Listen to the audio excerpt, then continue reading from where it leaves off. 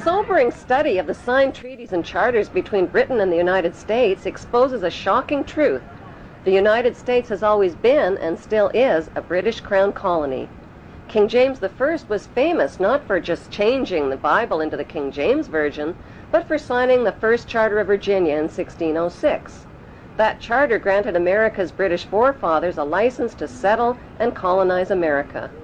The charter also guaranteed that future kings and queens of England would have sovereign authority over all the citizens and colonized land in America stolen from the Indians. After America declared its independence from Great Britain, the Treaty of 1783 was signed. That treaty specifically identifies the King of England as the Prince of the United States and contradicts the belief that America won the War of Independence. Although King George III of England gave up most of his claims over his American colonies, he kept his right to continue receiving payment for his business venture of colonizing America. If America had really won the War of Independence, they would never have agreed to pay debts and reparations to the King of England. When Congress passed the 13th Amendment to the Constitution, the U.S. President was made subservient to the King of England. The 13th Amendment is called the Title of Nobility Amendment and forbids U.S. presidents and their officials from using royal titles like king or prince or baron. For some mysterious reason, the 13th Amendment, which was ratified in 1810, no longer appears on current copies of the Constitution. America's blood-soaked War of Independence against the British bankrupted America and turned its citizens into permanent debt slaves of the king. In the War of 1812, the British torched and burned to the ground the White House and all U.S. government buildings and destroyed ratification records of the U.S. Constitution. 1 century later, a corrupt U.S. Congress committed the biggest theft in world history. They passed Paul Warburg's Federal Reserve Act in 1913, handing over America's gold and silver reserves and total control of America's economy to the Rothschild banksters.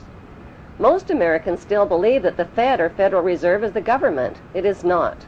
The Fed is a privately owned banking system whose majority Class A shareholders are the Rothschilds, Warburgs, Kuhn and Loeb, J.P. Morgan, Rockefeller, Israel Seif, and the Lehman Brothers. This private banking cartel is the Fed and is never audited and never pays taxes.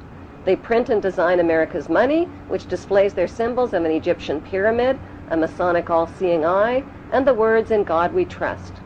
Who exactly is the God they trust?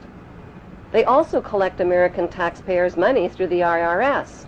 Then they loan it back again with interest to pay for roads, bridges, and other public works.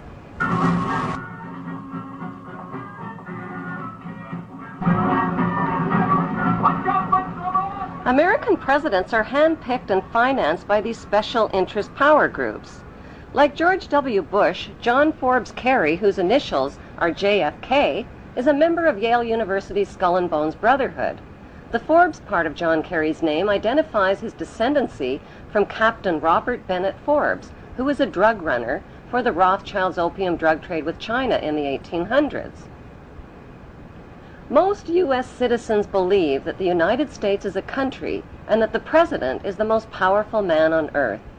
The United States is not a country. It is a corporation, and the President is President of the Corporation of the United States. He and his elected officials work for the corporation, not for the American people. Since the United States is a corporation, who owns the corporation of the United States? Like Canada and Australia, whose leaders are prime ministers of the Queen, and whose land is called Crown Land, the United States is just another Crown colony.